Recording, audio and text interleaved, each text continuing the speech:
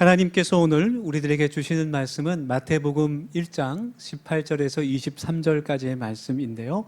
우리 한 절씩 교독하고 마지막 절은 우리 함께 읽겠습니다. 제가 먼저 18절 말씀 읽습니다. 예수 그리스도의 나심은 이러하니라. 그의 어머니 마리아가 요셉과 약혼하고 동거하기 전에 성령으로 잉태된 것이 나타났더니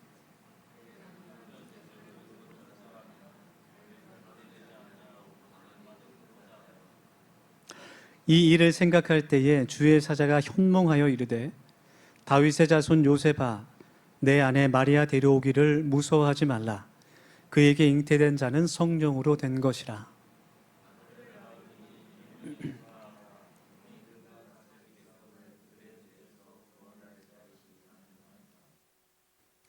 이 모든 일이 된 것은 주께서 선지자로 하신 말씀을 이루려 하심이니 이르시되 다같이 보라 처녀가 잉태하여 아들을 낳을 것이요 그의 이름은 임마누엘이라 하리라 하셨으니 이를 번역한즉 하나님이 우리와 함께 계시다 함이라.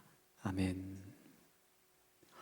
네, 우리 함께 인사하면서 마음의 문을 열겠습니다. 우리 앞뒤에 계신 분들 바라보면서 이렇게 인사할까요? 당신은 혼자가 아닙니다. 이렇게 인사하겠습니다.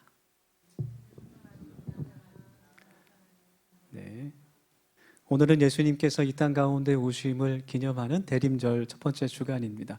대강절이라고도 하고요. 성강림절이라고도 부릅니다. 그래서 앞에 이렇게 초를 켜놓고 매 주일마다 초를 하나씩 다 켜서 성탄절 때 완성이 되게 됩니다.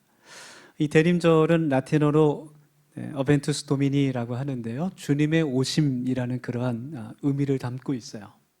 그래서 예수님의 탄생을 준비하고 기다리는 4주 동안의 기간 동안에 이 기간에 우리의 마음 가운데 예수님의 오심을 기대하며 또 감사하며 그 사랑과 평화와 은혜를 또 이웃들과 가족들과 함께 나눌 수 있는 그런 의미 있는 시간이 되기를 소망합니다. 오늘 성경 본문의 말씀처럼 예수님은 임마누엘의 은혜로 우리 가운데 이 땅 가운데 인간의 몸으로 오셨습니다. 하나님께서 인간의 몸으로 오셨다는 것, 전지전능하시고 모든 능력이 한이 없으신 그 하나님께서 사람의 몸으로 이 땅에 오셨다는 것은 우리와 함께 하시기 위함이었어요. 우리와 함께 먹고 사람들과 함께 잠을 자고 함께 생활하며 함께 하나님 말씀을 나누며 함께 살기 위해서 이 땅 가운데 오신 것입니다. 그것이 임마누엘의 은혜입니다. 요즘은 누군가와 함께 한다는 것이 참 어려운 시대가 됐어요. 우리 지난주에도 함께 말씀 나눴지만 외로움의 문제가 점점 커지는 시대에 우리가 살고 있습니다. 기술은 발달해서 정말 SNS를 통해서 지구 반대편에 있는 사람들과도 실시간으로 소통할 수 있는 시대가 됐지만 저도 우리 그 대학 동기방이 있는데 해외 여기저기 선교사로 나간 그 동기들이 있어요. 이렇게 실시간 소통을 하는 것을 보고 참 지구촌이 정말 한 가족이다 이런 생각이 드는데 그렇게 많은 소통을 더 할 수 있는 시대에 기술적인 그런 혜택을 받고 있지만 그럴수록 더 외로움과 고독을 느낀다라고 말하는 사람들이 더 많습니다. 최근 뉴스에서 본 기사인데요. 해마다 무연고 사망자가 점점 급격하게 늘고 있다는 그런 기사였어요.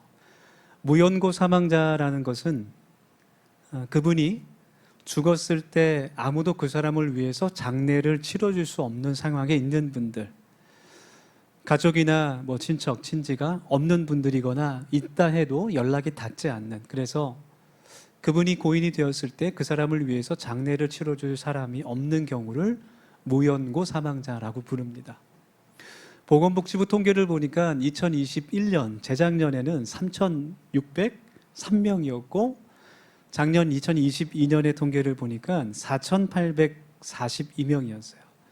올해는 아마 더 많은 숫자가 늘어날 것 같습니다. 이렇게 무연고 사망자가 발생한 경우에 이제 공영 장례 제도라는 것이 있지만 비용과 절차의 문제가 아직 남아 있어서 많은 사람들이 이용하진 못한다고 해요. 이 무연고 사망자는 고독사와 아주 밀접한 그런 관계가 있습니다. 고독사로 돌아가시는 분들이 대부분은 50대, 60대, 70대 남성분들인데요.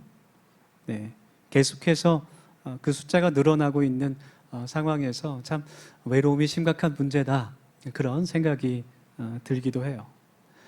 최근에 고시원에서 고독사를 하게 된 어떤 분 그 기사가 나왔었는데, 여러분 고시원이라고 하면은 옛날에는 정말 시험을 준비하기 위해서 공부하는 분들이 대부분이었잖아요. 네, 뭐 국가고시를 본다든지 공무원 시험을 본다든지, 그런 분들이 이제 대부분 뭐 20대, 30대 청년층들이 고시원에 많이 있었다면, 지금은 90% 이상이 50대 이상 남자분들이 고시원에 있다 그래요. 네, 돈도 없고 갈 곳도 없고 가장 저렴한 돈으로 생활할 수 있는 곳. 네, 정말 90% 이상이 40, 50대 남자분들이 고시원에 있습니다. 때로는 창문도 없는 그 한 평, 두 평짜리 방 안에서 살아가는 것이죠. 혼자 있는 사람뿐 아니라 다른 사람과 함께 있다고 해도 오히려 더 외로움을 크게 느끼는 사람들이 더 많다 그래요. 주위에 사람들은 많이 있지만, 가족도 있고 친구도 많이 있지만, 내 마음을 정말 터놓고 얘기하고 고민과 어려움을 함께 나눌 수 있는 친구가 없을 경우에, 그런 사람이 한 명이라도 없을 경우는 굉장히 무기력하고 또 외로움을 느낀다고 합니다. 우리가 이렇게 함께, 그래서 이렇게 함께 모여서 예배한다는 것, 더수용 공동체라는 이름으로 함께 기도하고 찬양하고 또 교제하고 또 함께 식사한다는 것, 이것이 하나님의 큰 은혜입니다. 네. 제가 식구라는 그 표현을 찾아보니까 같이 밥을 먹는 사람이에요. 네. 한자로 하면 밥식자의 입구자거든요. 같이 밥을 먹는 사람이 식구입니다. 우리가 한 식구로 모일 수 있는 것, 하나님의 은혜입니다. 그런 의미에서 다시 한번 아까 인사 안 했던 분들, 네, 아까 이렇게 인사하려고 봤는데 외면하는 분들도 좀 있는 것 같아요. 그렇게 하지 마시고 다시 한번 당신은 혼자가 아닙니다, 이렇게 인사하면 좋겠습니다.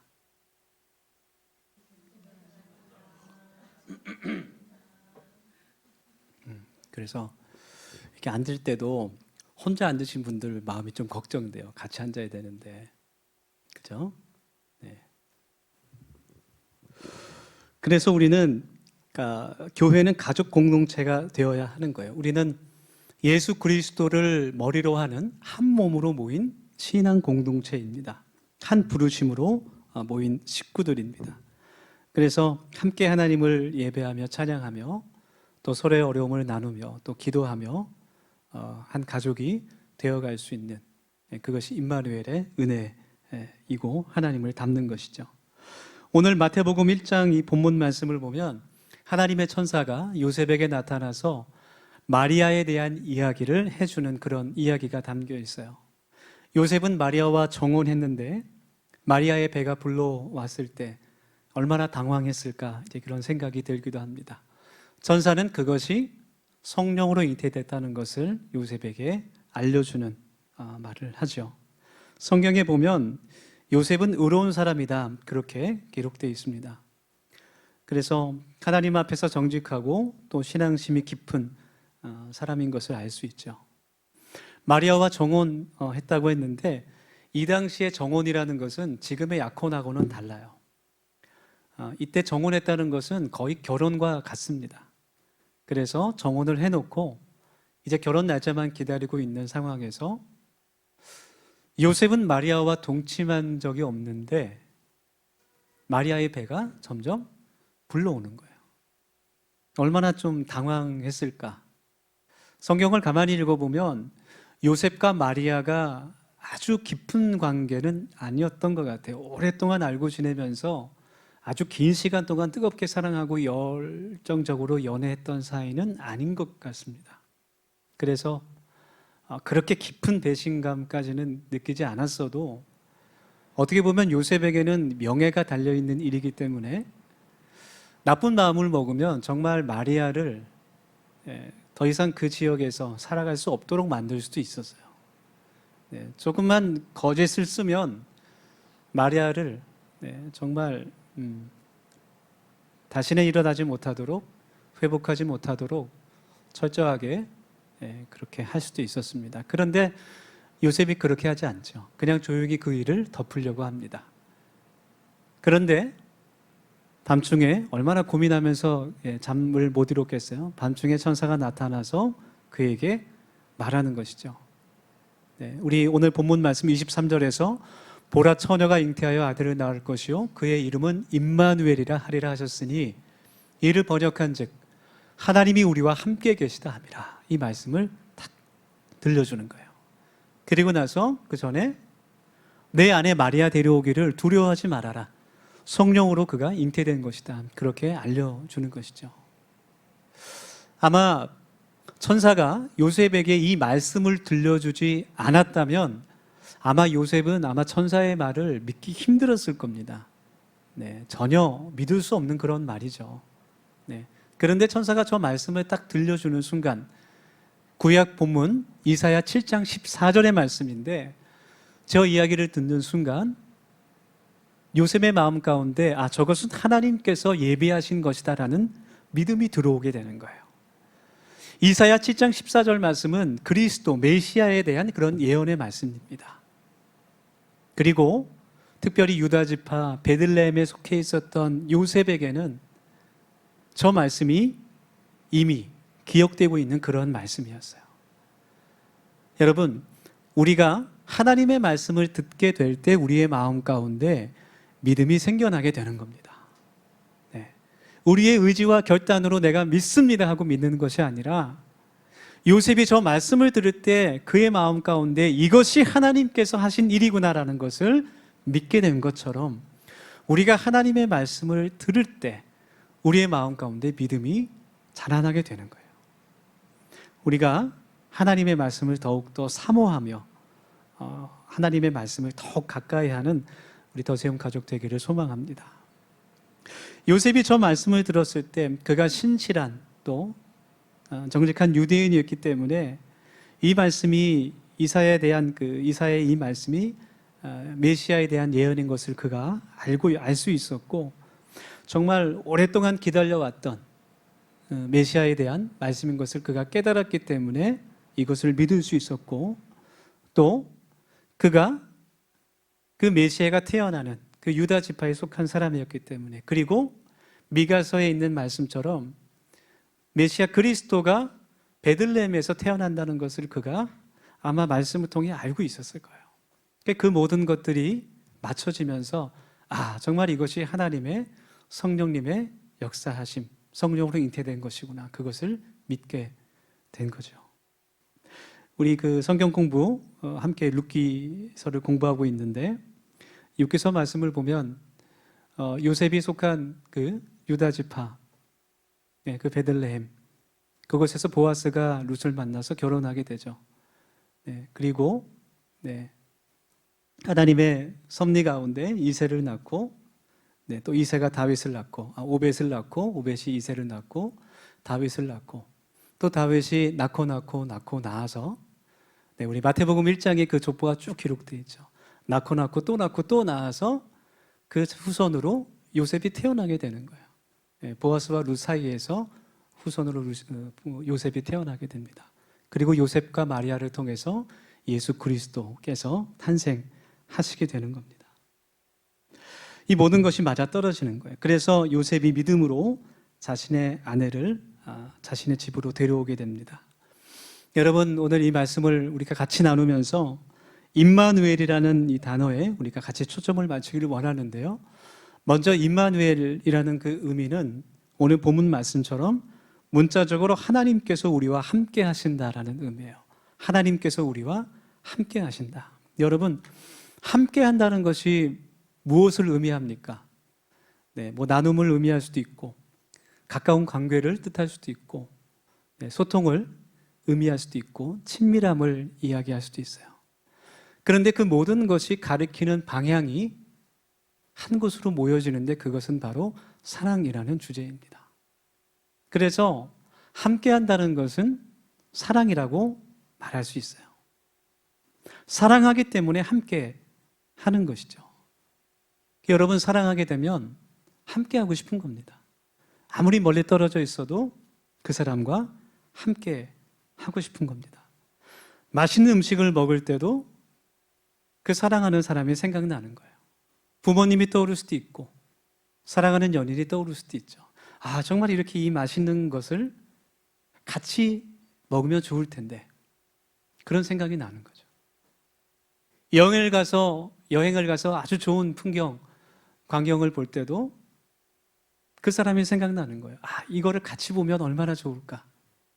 그것이 함께하는 것, 사랑이죠. 더 나아가서는 기쁜 일뿐만이 아니라 슬픈 일이 있을 때도 그 사람이 생각나는 거예요. 아, 그 사람이 내 옆에 있다면 내가 힘을 얻을 수 있을 텐데, 내가 힘을 줄 수 있을 텐데, 그런 생각이 나게 되는 겁니다. 그래서 임마누엘의 은혜는 우리를 향한 하나님의 사랑에서 시작되는 거예요. 우리가 여전히 죄인이지만 하나님께서 그럼에도 불구하고 우리를 사랑하시고 우리와 함께 하시겠다라고 선포하시는 것, 그것이 임마누엘입니다. 그것이 예수님의 말씀 요한복음 3장 16절에 아주 잘 나타나 있어요. 예수님께서 이 땅에 오신 것, 하나님께서 그 독생자 아들을 이 땅에 보내신 것이 바로 하나님께서 이 세상을, 우리들을 사랑하시기 때문이다 라고 설명하는 겁니다. 구약 성경 창세기 말씀처럼 하나님께서 우리 사람들을 하나님의 형상으로 지으셨어요.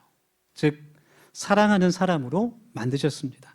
교제하는 사람으로 만드셨습니다. 그것을 코이노니아라고 하는데, 하나님께서 예배를 통해서, 제사를 통해서 사람들과 교제하시죠.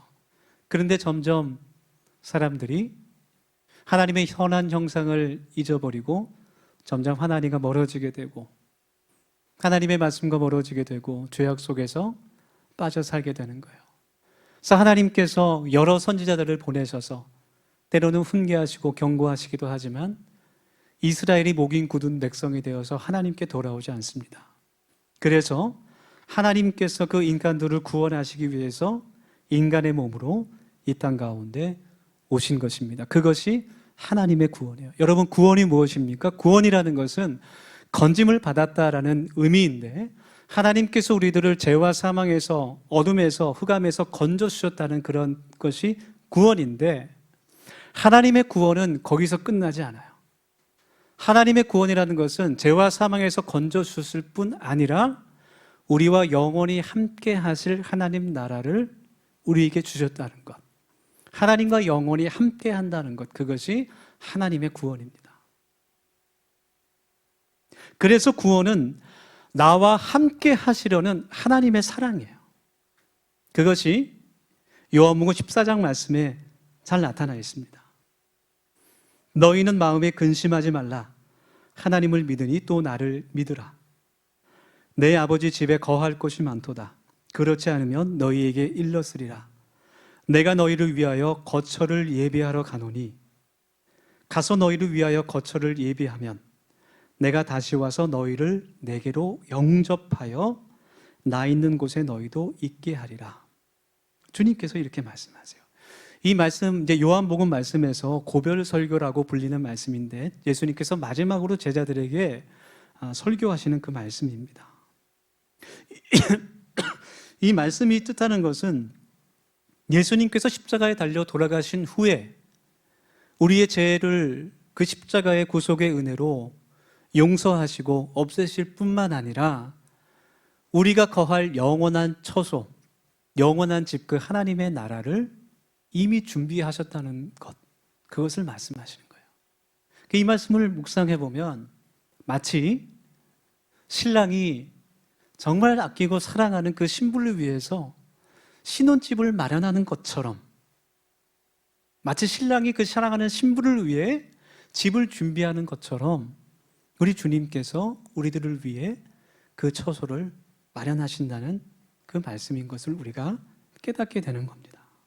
여러분, 예수님께서 우리를 위해서 영원한 처소를 마련하셨습니다. 그것이 임마누엘의 은혜입니다. 이 대림절 기간 동안에 우리가 그 하나님의 사랑을 기억하고 우리들의 마음 가운데 가득 채울 수 있기를 간절히 원합니다. 두 번째로 우리가 기억해야 하는 임마누엘의 의미는 우리가 서로 함께해야 한다는 거예요. 요셉이 이 메시지를 천사로부터 듣고 나서 그 정혼한 마리아를 결혼 날짜 전에 급히 자신의 집으로 데려와요. 바로 데리고 옵니다. 왜냐하면 마리아의 배가 점점 불러오기 때문에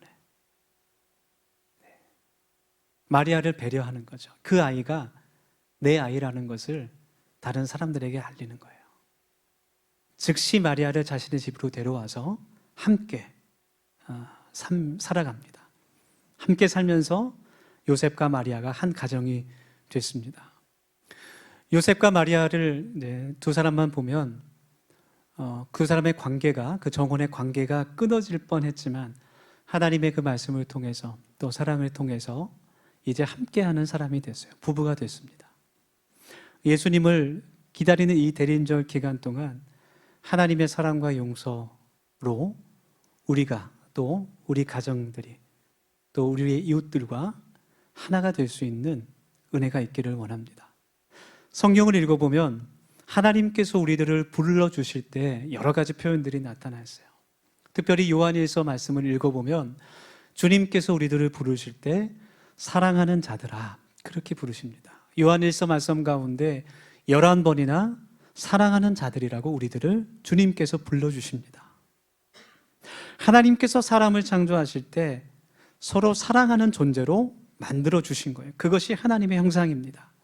그래서 예수님도 제자들에게 말씀하실 때 너희가 서로 사랑해라. 그것이 새 계명이고 너희가 서로 사랑하게 되면 사람들이 너희들을 보고 내 제자인 것을 알게 될 것이다. 그렇게 말씀하시는 거예요.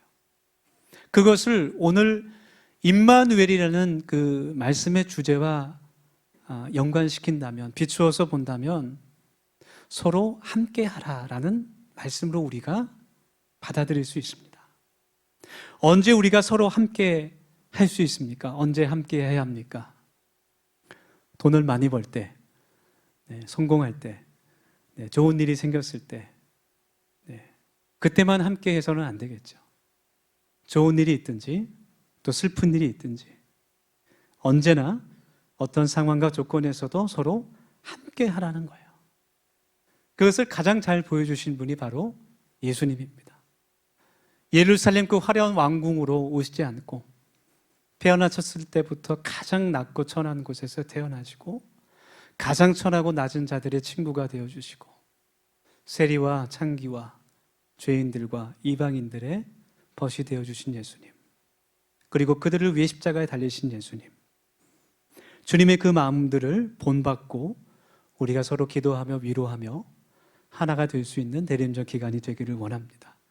하나님께서 지금까지 우리 더지음교회를 그렇게 인도하셨던 것처럼 앞으로도 정말 우리 교회 안에서 한 명이라도 작은 어린아이일지라도 소외되는 사람이 없이 또 미워하거나 당을 짓거나 갈등하거나 다툼하는 일이 없이 서로 중보하며 위로하며 격려하는 그런 사랑의 공동체가 될 수 있기를 주님의 이름으로 축원합니다. 사도 요한은 증거합니다. 사랑은 여기 있으니 우리가 하나님을 사랑하는 것이 아니요 하나님이 우리를 사랑하사 우리 죄를 속하기 위하여 화목제물로 그 아들을 보내셨음이니라.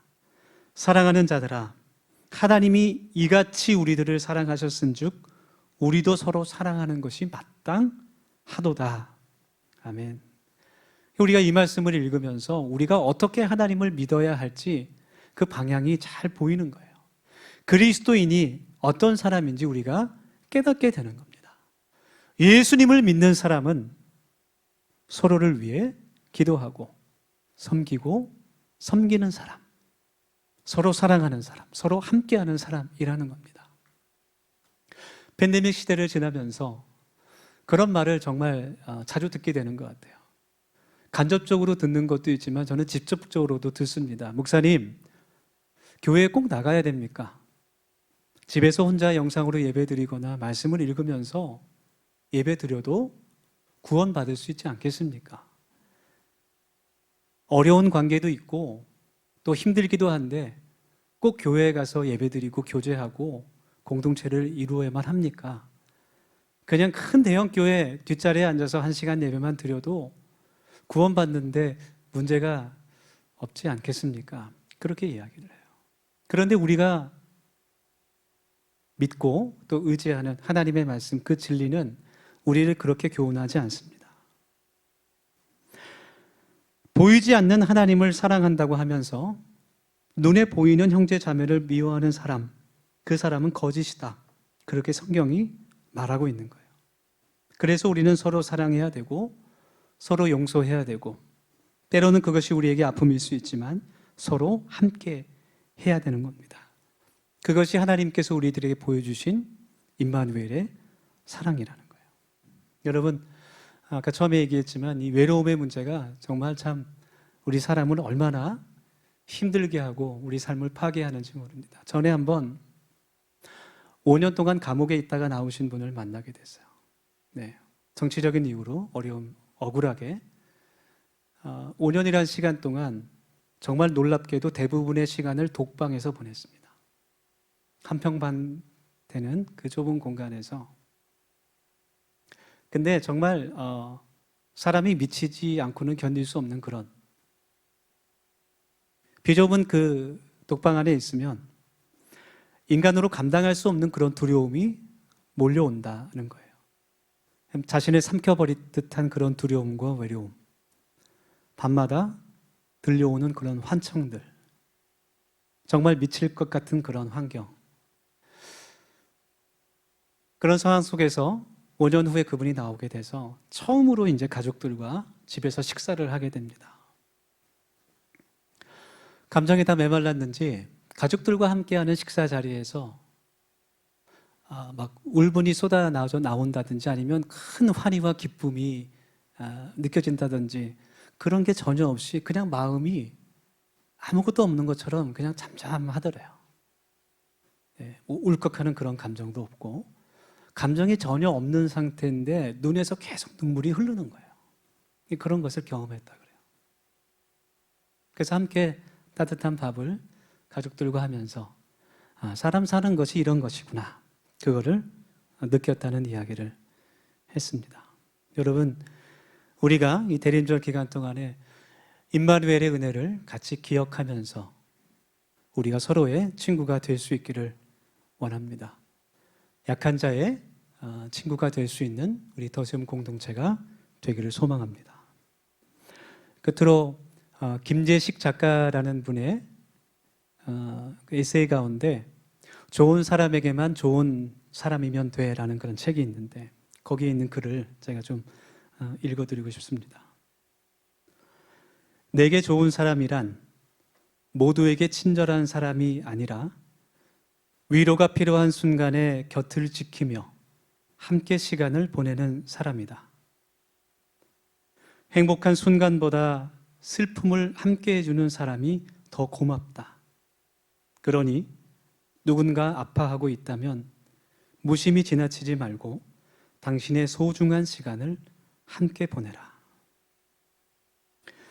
지금도 우리와 함께 하시는 성령 하나님, 또 우리와 함께 하시기 위해서 이 땅에 오신 예수님, 우리에게 임마누엘의 은혜로 영원토록 함께 하시는 그 하나님을 우리가 기억하며 이 시간 그 주님의 뒤를 따라 우리도 임마누엘의 은혜를 세상에 전하는 사람으로 살아가기를 결단할 수 있기 원합니다. 우리 이 시간 같이 기도하겠습니다.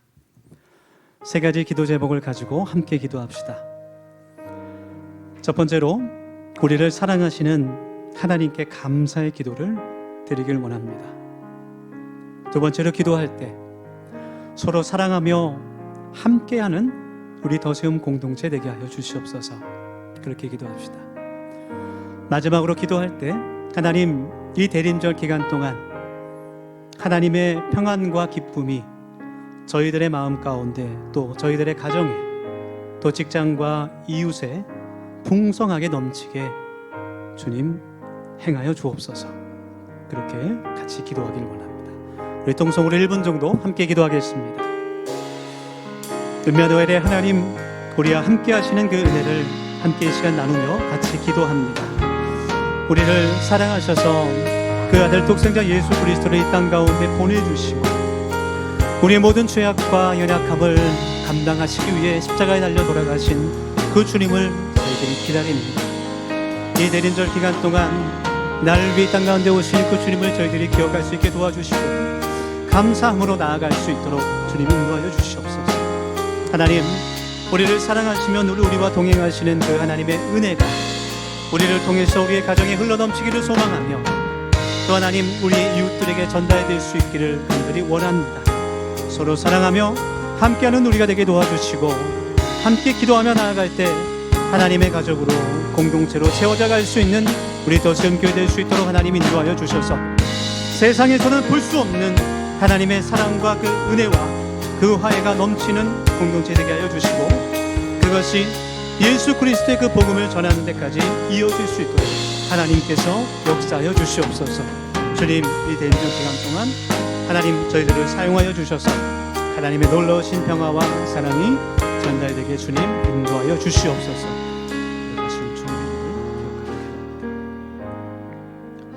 지금도 우리와 영원토록 함께 하시는 임마누엘의 하나님을 기억하며 감사하는 이 대림절 기간 되게 하여 주시고 그 사랑과 은혜와 평화를 전하는 더시음 교회 되게 하여 주옵소서. 예수님의 이름으로 감사하며 기도드립니다.